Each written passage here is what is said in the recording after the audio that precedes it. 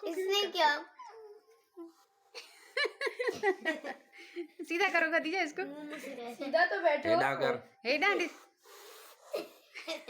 दोनों क्यूट लग रहा है माशाल्लाह। नक्कर छदेस। नहीं करो ना। क्या बेटा, मेरी बिल्ली से पंगा नहीं लो।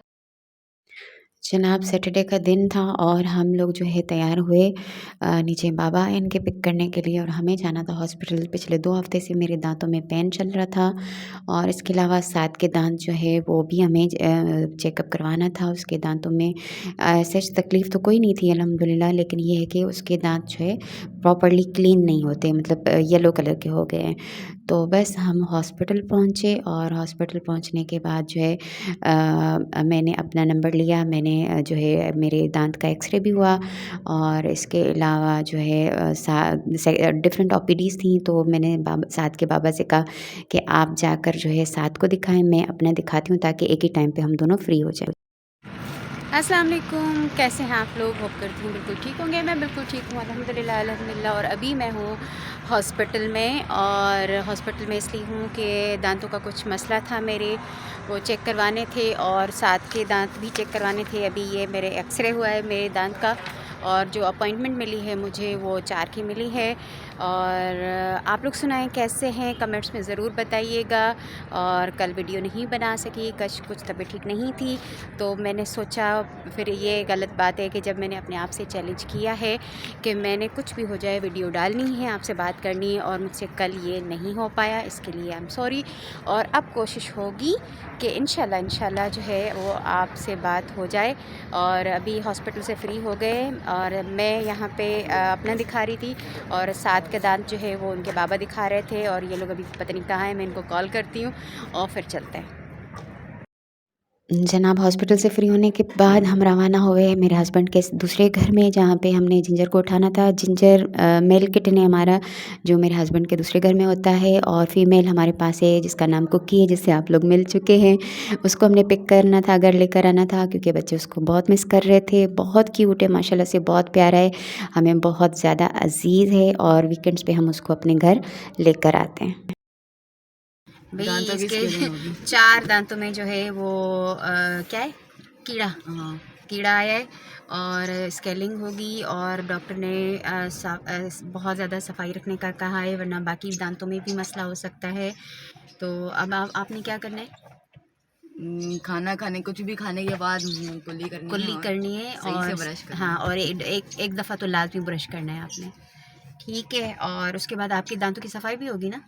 हाँ, सफाई भी होगी। और जो 7 की डेट है वो 15 जनवरी है स्केलिंग की, और मेरी डेट मैं बता चुकी हूँ 4 जनवरी है। तो फिर 4 को और 15 को अगेन आना है, बल्कि मुझे तो 2-3 बार आना है। मेरी जो लास्ट वाली है उसकी रूट कनाल होनी है, और उसके बाद जो उसके बराबर वाली उसकी फिलिंग होनी है, और जब ये ठीक हो जाएंगे तो फिर उसके बाद मेरी ये वाली साइड जो है उसको ट्रीट करेंगे, ताकि फिर मैं यहाँ से खाना खा सकूँ।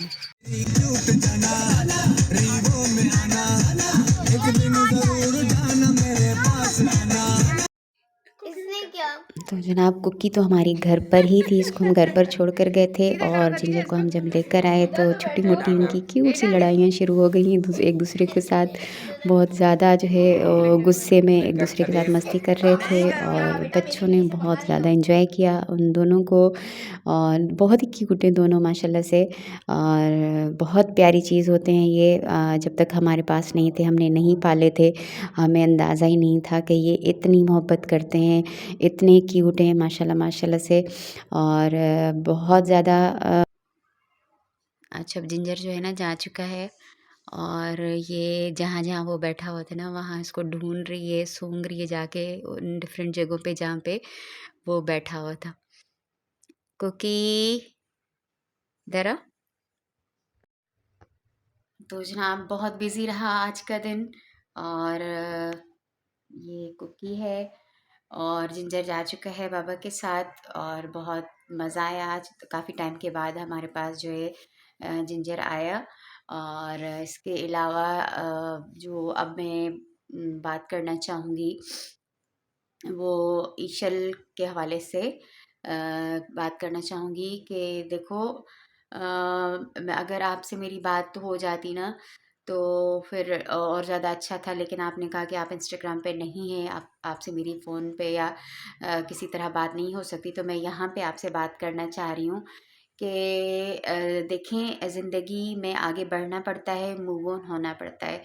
अगर हमारा ये ईमान है कि हमारी ज़िंदगी में जो कुछ होता है वो अल्लाह की तरफ से होता है और वो हमारी नसीब में, हमारी किस्मत में, हमारी तकदीर में लिखा हुआ होता है, तो हमें हर चीज़, हर अपने साथ होने वाले हर इंसिडेंट को, अच्छे या बुरे को, कबूल करना पड़ता है। ठीक है? तो यहाँ पे अगर देखें, अगर आपकी अम्मी की जो है वो डेथ हुई है लास्ट ईयर, तो उसमें वो इतनी ही एज अपनी लिखवा कर लाई थी, लेकिन आपने अभी जीना है, अभी आपकी ज़िंदगी बाकी है। अगर आप इस स्ट्रेस में और टेंशन में अपने रोती रहेंगी, तो उनको रूह को भी सुकून नहीं मिलेगा और आप ज़िंदगी में आगे नहीं बढ़ सकेंगी।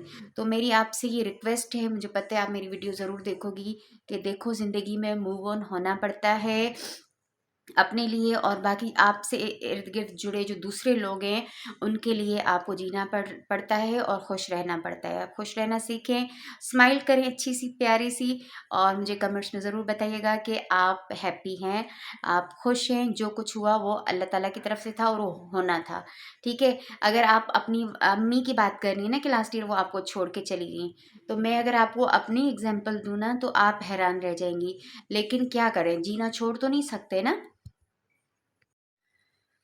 जी, तो बहुत सारी चीज़ें ऐसी होती हैं, माँ के बगैर ज़िंदगी नहीं है। आई नो, मैं इस बात को, मुझसे बढ़कर कोई समझ ही नहीं सकता, क्योंकि मैंने जब होश संभाला तो मेरी माँ नहीं थी। 2 एंड हाफ़ यानी 2.5 साल की एज में मेरी अम्मी की डेथ हो गई थी, और उसके बाद जो है उससे भी पहले सिर्फ 7 मंथ्स की थी तो मेरे बाबा की डेथ हुई थी, और फिर मेरी शादी हुई। मेरा कितना दिल किया होगा कि मेरी माँ मेरे पास हो, मेरे साथ हो।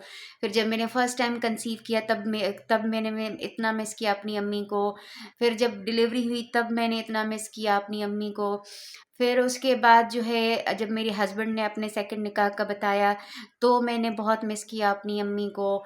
फिर जब मेरा कैंसर डायग्नोज़ हुआ तो मैंने बहुत मिस किया। मेरी सर्जरी हुई तो मैंने बहुत मिस किया। तो अब ज़िंदगी इसी का नाम है, क्योंकि अल्लाह ताला अपने जो चाहने वाले हैं, प्यारे हैं ना, उन्हीं को आज़माता है। और मेरे साथ इतनी सारी आज़माइशें हो चुकी हैं, इसके बावजूद देखें मैं आपके सामने हूँ और बिल्कुल ठीक हूँ। एक्सेप्ट किया, कबूल किया हर उस चीज़ को जो मेरी ज़िंदगी में हुई है, और मैं आगे बढ़ी हूँ, और उसका नतीजा ये है कि अल्हम्दुलिल्लाह, अल्हम्दुलिल्लाह आपके सामने हूँ। अल्लाह ने शिफ़ा दी मुझे ठीक कर दिया। अल्हम्दुलिल्लाह, अल्हम्दुलिल्लाह, आगे भी सब कुछ ठीक रहे। तो ये सारी कहानी सुनाने का मकसद सिर्फ़ ये था कि ज़िंदगी रुक नहीं जाती, ज़िंदगी ख़त्म नहीं हो जाती। अपना ख़्याल रखें, अपने प्यारों, जो लोग आपसे जुड़े हैं उनसे मोहब्बत करें, उनका ख़्याल रखें, और अम्मी को याद ज़रूर करें, लेकिन उनके लिए पढ़ें और उनकी मग़फ़िरत की दुआएँ माँगें। अपने आप को निढाल नहीं करें और अपने आप को जो है परेशान नहीं करें, क्योंकि ज़िंदगी एक दफ़ा मिलती है, और उसको हँसी खुशी जिएँ और हँसी खुशी गुजारें।